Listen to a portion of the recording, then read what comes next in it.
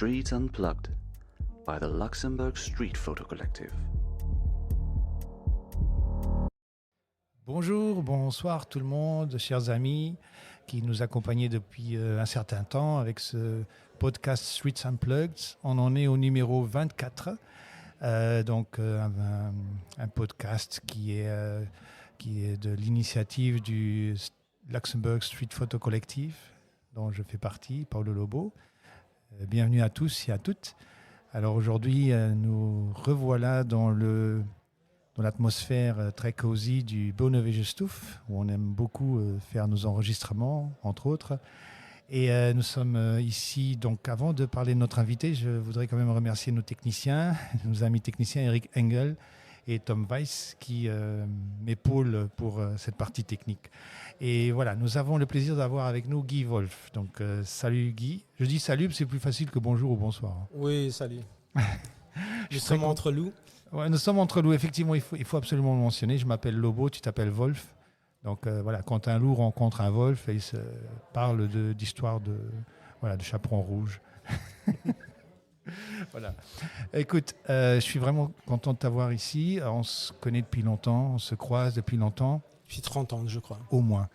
Ouais. Et donc, j'ai toujours plaisir à me remémorer la première fois que je t'ai vu. Il y avait ton père, il y avait toi. C'était dans les locaux de Républicain Lorrain à Esch. Ouais.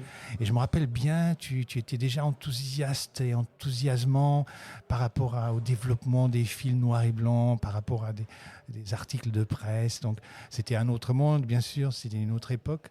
Et voilà, bon, on sait un peu. Le Luxembourg est petit, donc tu as fait et tu continues de faire une belle carrière.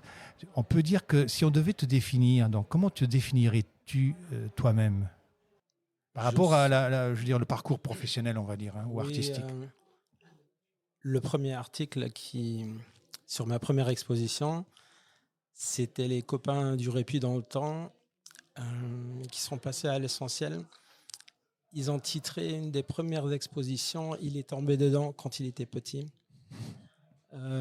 Parce que mon papa, il était correspondant de presse au Républicain, comme tu viens de le dire. Et quand il écrivait ses textes le soir sur la machine à écrire, des fois, ma mère, elle faisait le chant et mon père me ramenait au Républicain Lorrain. Et à 5 ans, 6 ans, j'étais dans la chambre noire avec Jacques Quérembrun dans le temps. C'est un photographe mythique du Républicain Lorrain. Et j'ai vu les premières images sortir de la chimie et ça m'a tout de suite, ça m'a pris. Et jusqu'aujourd'hui, j'ai cette passion laquelle la photographie, c'est ma vie. L'image qui surgit, l'image qui se révèle par rapport à une situation, par rapport à une rencontre, une histoire. Ah ouais. Tu as essentiellement fait de la photographie de presse, on peut le dire. Hein. Tu es l'un des photographes de presse les plus connus au Luxembourg. Voilà, moi, je le dis pour toi. Oui, il y a beaucoup de bons photographes de presse ici au Luxembourg. Ce qui est spécial un petit peu au Luxembourg, j'ai un bon copain, Olivier Douliry, qui travaille à Washington, au White House. Il a toujours dit au Luxembourg, il y a une spécificité, il n'y a pas de concurrence entre photographes. On est tous photographes, on va boire un coup après. C'est un peu une grande famille. D'accord. Et c'est ça qui m'a toujours tenu ici au Luxembourg, parce que j'avais des possibilités, bien sûr, de partir ailleurs pour être photographe. Mais j'ai rencontré dans ma carrière beaucoup de photographes dans le monde et ils m'ont tous dit, mais partout où on va, aux Jeux Olympiques, au Festival de Cannes, sur le tapis rouge, on se rencontre, mais tu es aux grands événements. Tu voyages dans le monde. Et moi, j'ai toujours essayé de réaliser cette photographie ici au Luxembourg. D'accord. Oui, ta base a été le Luxembourg. Oui, bien sûr. Je suis de Rumelange. De Rumelange, à Rumelangeois. Petit Marseille du Luxembourg. Du sud, on dirait le sud.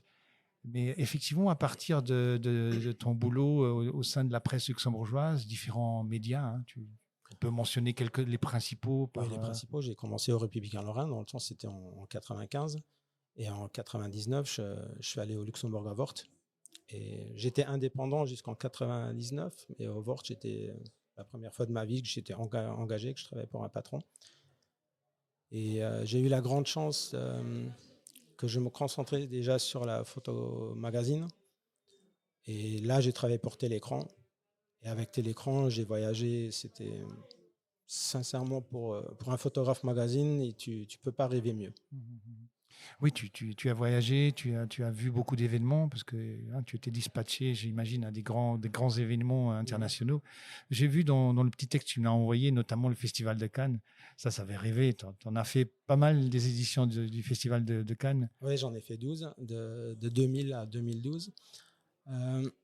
C'était la première année que le Film Fund, il était au festival. Et comme Télécran, c'était un magazine télé et cinéma, c'était évident que le magazine il couvre la première édition du Film Festival où le Film Fund était présent avec Guy Daladen déjà. Guy est toujours le directeur. Ouais. Et le festival, c'était quand même très spécial. Mais dans le positif et dans le négatif, parce que là, j'ai rencontré aussi à la Yellow Press. Et ça, c'était une ambiance de travail qui ne me plaisait pas. Bon, heureusement, j'avais ma place sur le tapis rouge. Je ne devais pas me bagarrer pour avoir des photos. Mais c'est une autre ambiance. Tu te sens vraiment entre chasseurs. D'accord. Moi, j'étais jamais un chasseur d'images. D'accord. Oui, J'ai il y a vraiment- une férocité dans, Oui. dans celui qui aura la primauté du regard Oui. sur une vedette. Voilà, oui, on sent cela. Ouais. Mais là, vraiment, sur le tapis rouge, c'est pas compliqué. C'est les stars, ils viennent devant ta caméra. Ouais. Mais bon, c'est quand même une expérience qui Oui. fait rêver. Mais tu as fait aussi partie de beaucoup de voyages de presse gouvernementaux. J'ai accompagné différents comités, même la famille Grand-Ducal, je pense. Hein, Oui, c'est bien sûr, comme photographe, tu accompagnes la famille Grand-Ducal sur les visites d'État. Et là, vraiment, j'ai fait quelques très, très, très belles visites. D'ailleurs, le Japon, la Chine, le Mexique, le Brésil, c'était... Incroyable. Ouais, c'est bien. Toujours en partant du Luxembourg. Alors, je vais résumer un peu par rapport à tout ce que tu m'as dit. Tu m'as fait alors un petit message ici. 300 couvertures magazine. C'est super, ça. Oui, certainement plus, parce que... Plus ou moins. Tu peux dire plus ou moins, parce que... Tu as tout fait, en fait. Ta spécialisation, tu m'as écrit, c'était tout. Donc, en tant que photographe, tu il y a beaucoup de photographes qui spécialisent justement dans la street photographie. Ils sont photographes de mode, ils sont photographes portraits, photographes de sport. Mais dès jeune âge, bien sûr, j'étais fasciné par Cartier-Bresson. Et ça, c'était la première touche à l'âge de 15 ans. Mais j'ai bouffé les magazines photo, Photo Réponse, tous les grands magazines. Et ça m'a passionné. Comment dire, la technique photo déjà, comment faire une bonne photo de sport. Comme j'avais mes copains dans le temps, Manuel Cardoni, c'était mes copains et j'étais sur le terrain de foot et j'essayais de capter les scènes de football, mais avec un Leica M9P, un M4P dans le temps. Alors t'imagines avec un Leica M faire des photos de sport, mais t'avais pas d'autofocus dans le temps. Ça veut dire j'ai appris à faire des photos de sport au mode manuel. Mode manuel, oui. Et les premiers autofocus, c'était les F4. Et puis Canon est venu avec le meilleur autofocus du monde. Et là, du coup, la photo de sport était presque à la portée de tous. Ouais. Et c'est ça c'est la technique, comment capter ce moment de sport. Au début, c'était la technique. Après, tu connais un peu les sportifs. Et c'est là, si tu me demandes qu'est-ce qui me définit, c'est l'humaniste dans la photographie qui me définit. Ça veut dire, j'ai pas fait que des photos de sport, mais j'ai vécu sur le terrain avec les sportifs. J'ai vécu avec les hommes politiques, derrière les coulisses. Tu vois donc tu n'étais jamais le photographe un peu dans sa carapace, dans sa réserve. Tu étais avec les gens. Oui. C'est pour ça, souvent, on pose la question, c'est laquelle ta focale préférée? C'était toujours le 21 mm. Pourquoi? Parce que tu es proche. Ah oui, tu es obligé de te rapprocher. Oui. Je suis monté au Kilimandjaro, j'ai fait un reportage sur les porteurs au Kilimandjaro. Ouais.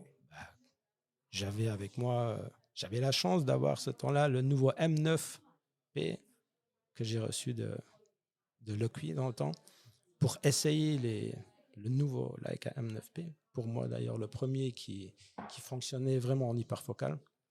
Et là, je suis parti avec un 21 mm, 35 mm à 50.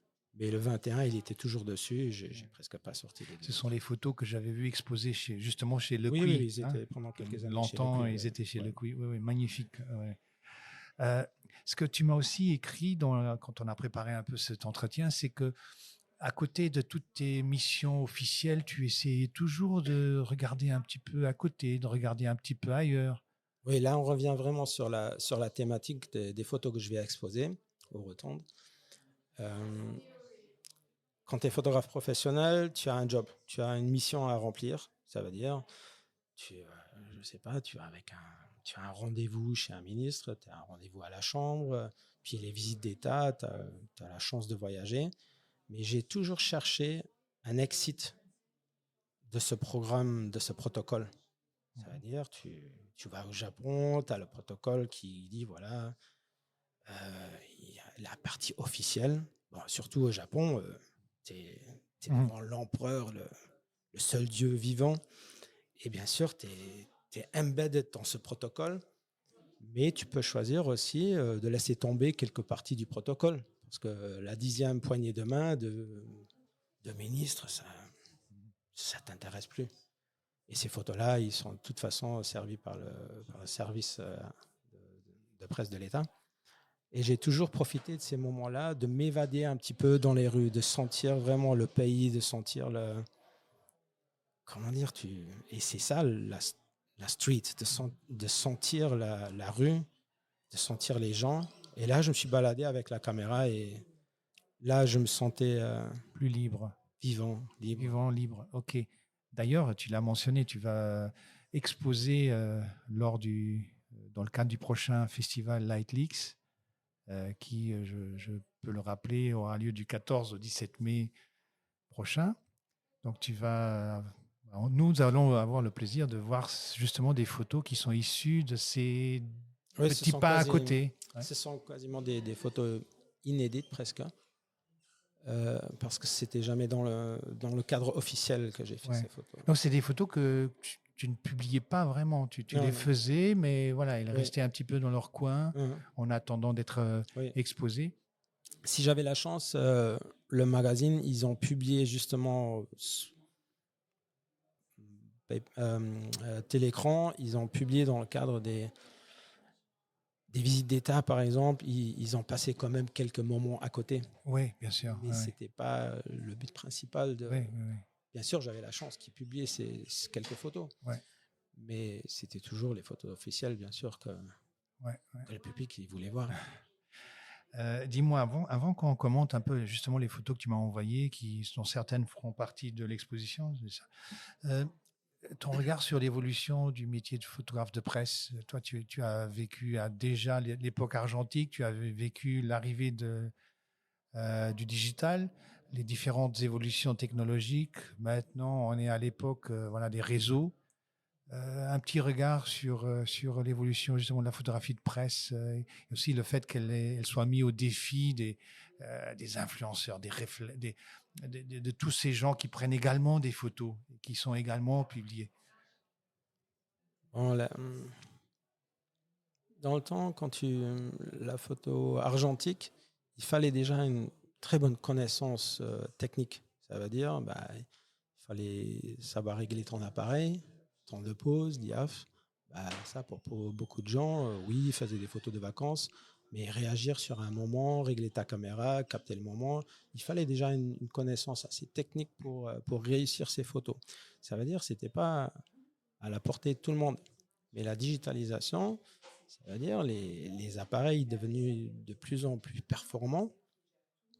Et du coup, une caméra dans le temps, le F4, il faisait 3, 4, 5 images secondes. Le dernier Canon EOS 1N que j'avais en analogue, il faisait 5 images secondes. Dans les sports, c'était déjà super. Aujourd'hui, c'est 30 images secondes. Ça veut dire la photographie est à la portée de tout le monde, mais ça ne veut pas dire que tout le monde sait faire de la photo. Donc, que ce soit l'analogue ou le digital, c'est toujours l'histoire qui compte. Que je travaille aujourd'hui avec un Leica, ou mon préféré en ce moment en analogue, c'est le 6.9 de Fuji. Mais n'importe quelle caméra que tu as en main, c'est le moment qui compte, c'est l'histoire derrière. En général, c'est comme ça dans l'art aussi maintenant. L'intelligence artificielle, bah, c'est toujours l'idée. Si tu n'as pas d'idée, tu vas rien créer.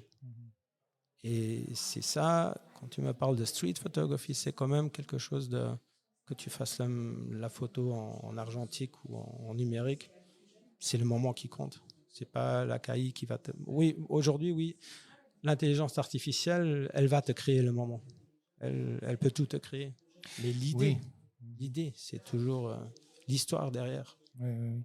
Oui, c'est sûr L'humain. qu'on vit une période à la fois réjouissante et à la fois effrayante, parce que l'intelligence artificielle nous met au défi, nous photographes, de réfléchir à notre médium. Mais je crois que plus que l'intelligence artificielle prend la main sur la photo, plus que l'humain y comptera. Parce que là, les rencontres humaines entre personnes, c'est ça la street photography, d'être proche au 21 mm. Ça restera toujours. Mais bon, tu m'as posé la question sur la presse. Ça, c'est une question déontologique. Parce que moi, j'ai arrêté maintenant ma carrière professionnelle chez Mike au Paper Jam.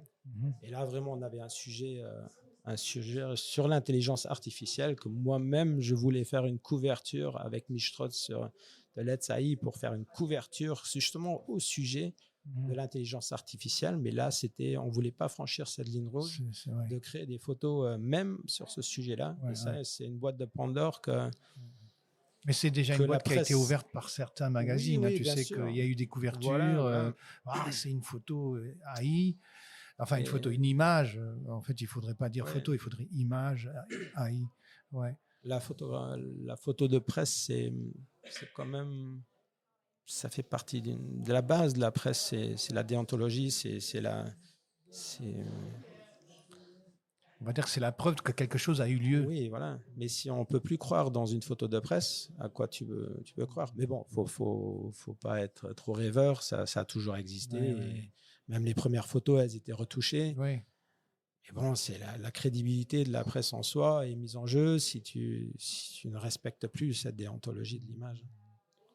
Oui, c'est vrai que sur les réseaux, on a aussi une invasion d'images créées par l'AI certaines sont ridicules, on voit clairement que c'est de la bêtise ou alors de la créativité, mais c'est évident que c'est créé. Et d'autres font semblant d'être vraies. Et c'est là où il y a le problème quand on nous dit tel événement a eu lieu et en fait voici l'image, et en fait c'est pas une réalité. Donc c'est là la grande difficulté des temps que nous vivons. Mais bon, nous nous égarons un petit peu. Revenons à ta participation au festival Light Leaks.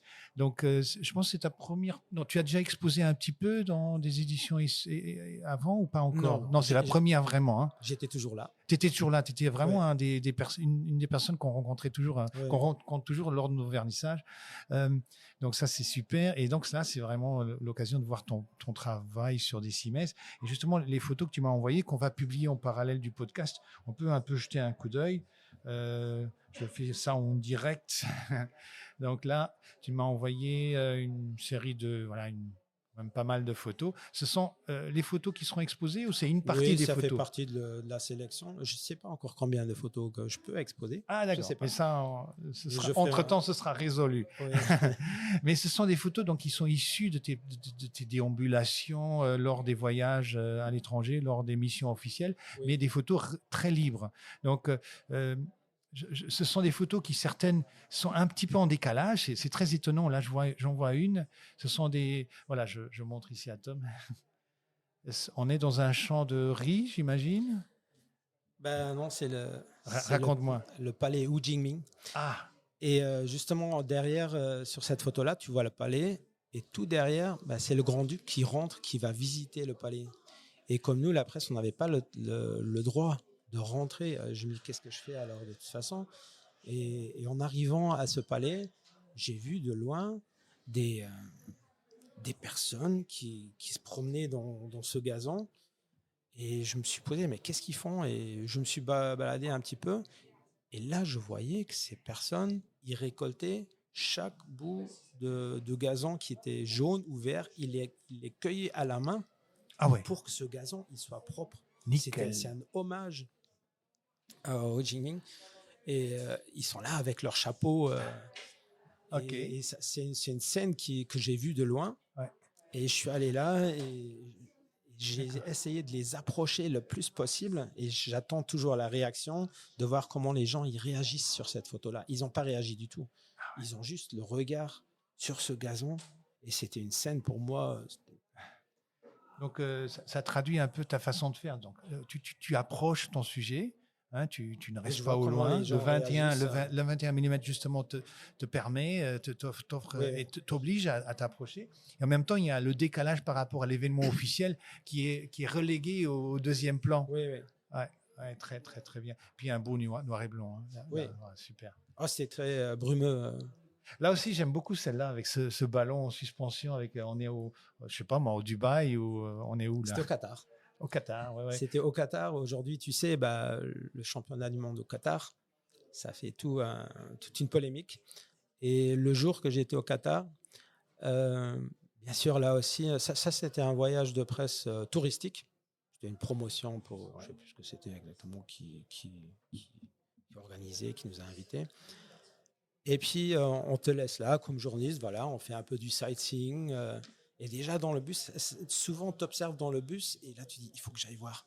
Et dans le bus, je voyais les sheikhs qui étaient là, près de la mer, et ils jouaient au foot. Et je savais déjà que Qatar, il allait postuler pour cette candidature des champions du monde. Et tu te dis, mais attends, mais championnat du monde au Qatar, c'est au foot, c'est impossible. La photo, je l'ai faite, il y avait 40 degrés dehors. Mmh. Et tu vois des sheikhs qui jouent. Et j'arrive là, ils jonglaient avec un ballon. Et quand tu vois, c'est un ballon de basket. Mmh. Ça veut dire, les sheikhs, ils jouent avec un ballon de basket au foot. Et là, c'était une scène... surréaliste. Ouais, c'est Jean-Michel Psiala, c'est un des grands patrons d'Abaca. C'est une grande agence de presse. Et quand il a vu cette photo-là, il a dit, c'est génial, tu me l'envoies, je dois la vendre. Ce qui est bien, c'est que tu travailles toujours au 21, mais il y a pas... Il y a un tout petit peu de déformation, mais pas du tout, en fait. Je veux dire, tu remplis le cadre, il y a de l'information, il y a une histoire, il y a l'histoire qui est là. Le 21, bon, bien sûr, je travaille. Le 21, j'avais toujours un 16-35 dessus. Ouais. Parce que des fois, mais jusqu'à 20 mm, ça va avec j'aime pas trop les cone hats, que tu as les personnes sur que les têtes se déforment. Ouais. Ça, c'est très technique, mais pour moi, le grand angle, c'est une façon d'approcher le sujet. Ouais. Et là, tu remarques aussi, pour moi, photographier des gens, surtout dans le street, c'est le respect des gens. Okay. Ça veut dire, s'ils ne veulent pas être photographiés, ils te remarquent. J'aime pas travailler au téléobjectif. Voilà, ça, c'est des images volées et ça, c'est pas moi. Ouais.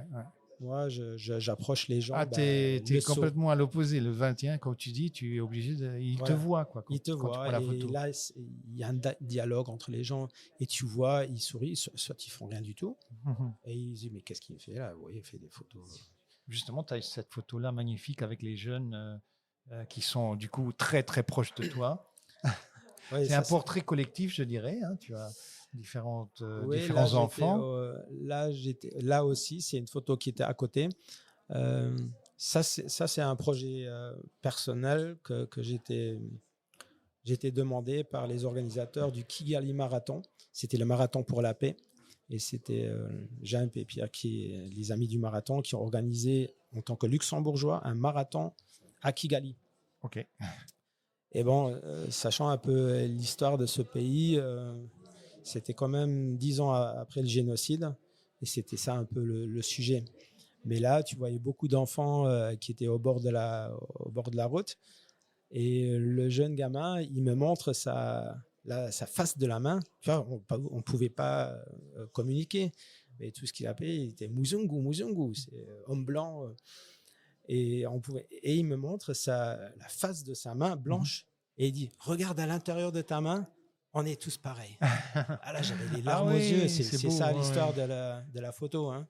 Tu as vraiment une complicité extraordinaire avec les regards de chaque enfant, la confiance qu'ils ont en toi, on le sent. Hein. Donc, Mais c'est ça, d'abord, tu approches ces gens, tu n'approches pas ces gens-là avec la caméra devant les yeux. Non. D'abord, Moi, j'ai toujours en tête, j'ai toujours eu du mal avec les photographes un peu...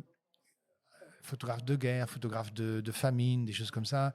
C'est quand même difficile. Il y a une photo là comment il s'appelait, Raymond Depardon, qui est fameux, je sais pas, Oui, vois, bien sûr. où il se penche sur un enfant qui est en train de mourir de faim, quoi.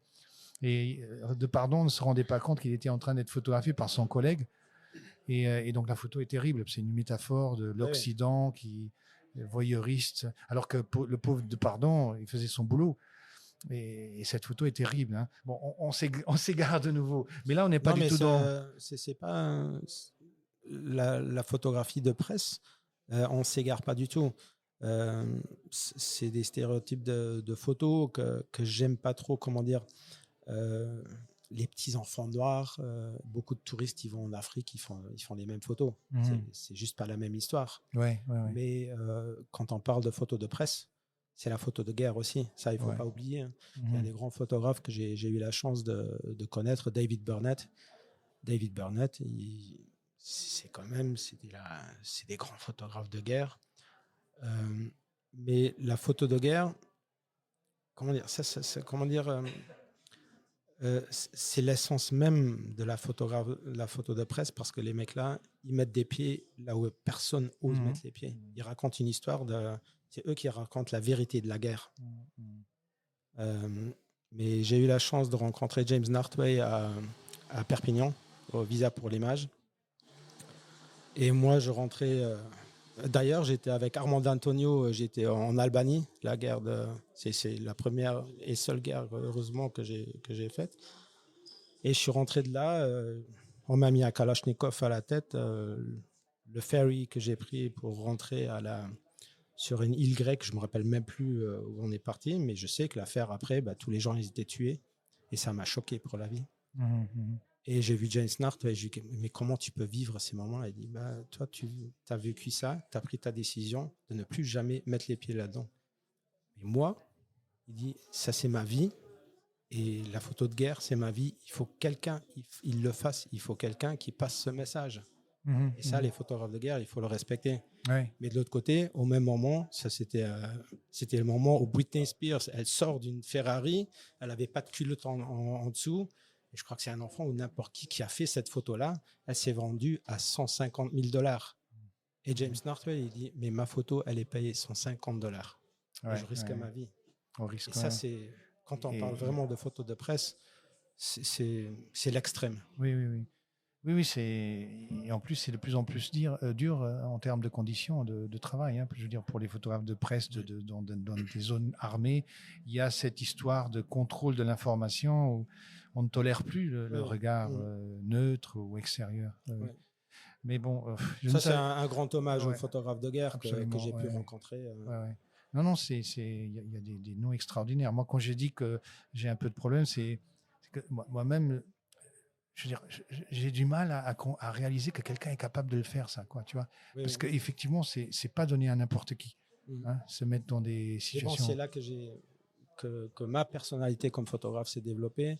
Je me suis dit, il y a tellement de malheur qui est documenté en photo. Moi, je voulais documenter les beaux moments de la vie. Ça veut dire des beaux personnages, des belles stories, des belles histoires. Dans la photographie de sport, tu vois. Ça, c'est vraiment, tu vis avec les athlètes, c'est des moments de joie, les Jeux Olympiques. Ça m'a marqué. C'est important aussi, hein. Surtout aujourd'hui, on est bombardé de toutes parts d'informations terribles, cataclysmiques.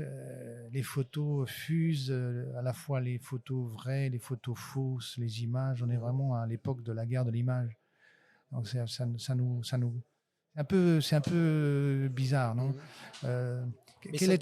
Tu n'es pas très très fan des réseaux, hein. Tu publies pas énormément de tes photos sur les réseaux. Non, parce que dès le début, bien sûr, sur Instagram, moi j'étais le premier à faire un profil, mais mes premières photos, tu vois, elles étaient déjà piquées. Alors, c'est des droits d'auteur, et je pouvais pas me permettre de publier mes photos il y a des droits d'auteur. Hein, parce que tu me l'as dit avant l'entretien, tu viens du monde du print, du monde de la presse, du monde de la presse imprimée, du monde des magazines, des journaux, etc., où la photo qui est faite est destinée à cet objectif-là. Elle n'est pas destinée à être publiée, à être donnée aux quatre vents, quoi. Mais quand tu vois aujourd'hui à quoi ça me servirait je suis pas exhibitionniste à ce point-là que de vouloir me montrer, de me vanter avec les photos que j'avais jamais ce besoin de publier mes photos sur mes réseaux personnels. Parce que bon, en tant que chiffre, tu dis oui, pourquoi beaucoup de gens ils publient ça pour avoir des likes. Mais des likes, les photos, les gens ils ont payé pour les magazines dans lesquels j'ai publié et les chiffres SIM, ben, ils l'ont démontré. Ben, le magazine il était imprimé, il était vendu à 60 000 exemplaires. On avait 130 000 lecteurs dans les médias. Ça veut dire tu as l'assurance que par les chiffres SIM, il y a 120 000 personnes qui regardent ce journal, qui regardent tes photos. Ça veut dire... Les photos ont trouvé un public, Voilà, les photos ont été regardées, ont été vues. J'avais déjà 120 000 followers. C'est pour ça que ça m'a jamais impressionné les réseaux sociaux. Et qu'est-ce qu'on fait une fois qu'on a derrière soi, bon, tu n'es pas si vieux que ça quand même, mais tu as derrière toi 35 ans, je sais pas, d'expérience photographique, d'expérience de presse. Qu'est-ce qu'on fait par rapport à tout ce corpus d'images que tu as réalisé? Ça, c'est la bonne question. c'est des gigas et des gigas, des terras de photos et des anciennes archives négatives. Et c'est une très bonne question. Ben, qu'est-ce que je vais faire avec ça? J'espère bientôt faire mon propre site. Parce que j'avais jamais le besoin, mais aujourd'hui, je me dis... D'accord. Donc, il n'y a pas un guywolf.com.lu, ça n'existe pas encore? Pas encore. Mais ça va venir? Ça va venir. Ah, et cool. les copains qui me connaissent, ils me disent « Ouais, mais Guy, il dit ça déjà depuis des années qu'il veut faire son site. » Mais là, je crois que j'ai assez de distance pour... Ok. Je dois m'y mettre. Super, ouais. Il est toujours bon à un certain moment de prendre du recul par rapport à soi-même. Ouais. Donc, à part ça, des projets, donc tu as l'exposition au Light Leaks, tu as d'autres projets, peut-être tes livres? En photo, non, pas du tout. Non. Je ne sais même pas si j'aurai le temps de le faire dans les prochaines années, je ne sais pas. D'accord. Mais bien sûr, les projets, je donne des cours en noir et blanc encore. C'est des projets, oui, de fasciner d'autres jeunes photographes. D'accord, de transmettre. Oui, de transmettre. À un certain moment, tu as plus de joie de transmettre que de te mettre toi-même. Ok. Mais bien sûr, il me faut un peu de distance. D'accord. Ça fait qu'un an que j'ai arrêté la photo professionnelle. Je resterai photographe. D'accord. On peut le mentionner brièvement. Là, tu as un nouveau défi depuis un an. Tu as la charge du Centre culturel Spectrum à Rumelange. Voilà. Et ça, c'est un centre de rencontre d'artistes avec des résidences.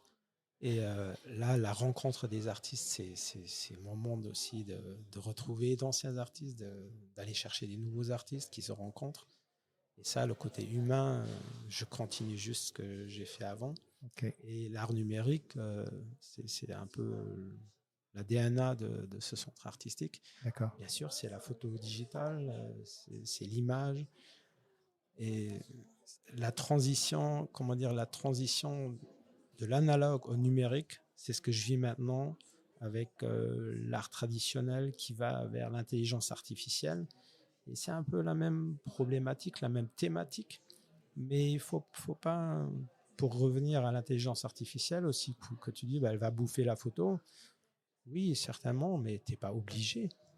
Si tu veux utiliser l'intelligence artificielle, tu le fais. C'est comme un pinceau de plus dans ta trousse d'un peintre, par exemple. Mais comme photographe, c'est justement le contraire qui se développe en ce moment. Il y en a beaucoup qui retournent à la vérité de la photo noir et blanc, de l'argentique. Absolument. Alors c'est au choix de chacun d'utiliser ou de ne pas utiliser l'intelligence. Nous avons toujours le choix. Ouais. On a le choix. On pourrait encore continuer sur une demi-heure ou plus de conversation, mais là, le temps nous presse un petit peu. On arrive au bout de notre entretien. On parle de presse, on est pressé.